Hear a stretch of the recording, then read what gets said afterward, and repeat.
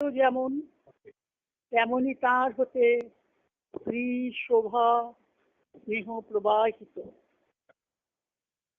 আর যেখানেই তিনি তার অনুপম দৃষ্টি নিবদ্ধ করেছেন কিংবা তার সেই স্মিত হাস্যের মধুরিমা ঢেলে দিয়েছেন, সেখানেই মানুষের অন্তরাত্মা বাধা পড়েছে, বন্দী হয়েছে, অতল আনন্দের গর্ভে ডুবে গিয়েছে।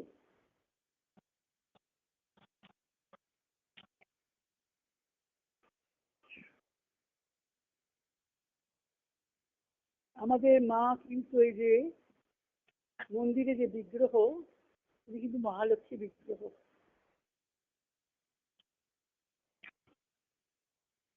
তার হস্তের স্পর্শে কুহক,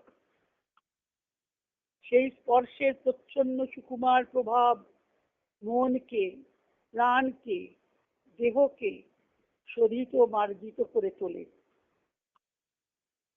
আর যেখানেই তার পায়ের ভর পড়েছে, সেখানেই উচ্চারিত হয়েছে চিত্তোন্মাদন আনন্দে সুরধুনী। কিন্তু অথচ এই মনোহারিণী দেবীকে প্রসন্ন করা বা তাকে ধরে রাখা সহজ নয়। আমার কি দাবি আছে আমাদের কাছে। মহালক্ষ্মীর দাবি অন্তরের ও অন্তরাত্মার সৌন্দর্য।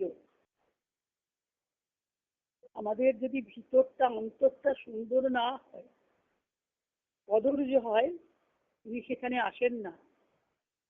অন্তরের এবং অন্তরাত্মার সৌন্দর্য, সুসঙ্গতি, চিন্তার ও অনুভবের সৌন্দর্য, সুসঙ্গতি, বহির্মুখী প্রত্যেক কর্মের ও প্রত্যেক চলনের সৌন্দর্য, সুসঙ্গতি, সব সময় সৌন্দর্য থাকবে এবং হারমোনি থাকবে, সুসঙ্গতি, কোনো বিশৃঙ্খলা থাকবে না।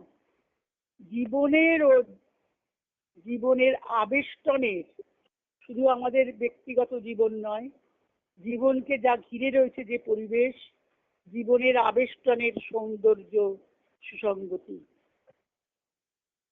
এইটা মহালক্ষ্মীর দাবি। তিনি বিশৃঙ্খলা সহ্য করতে পারেন না।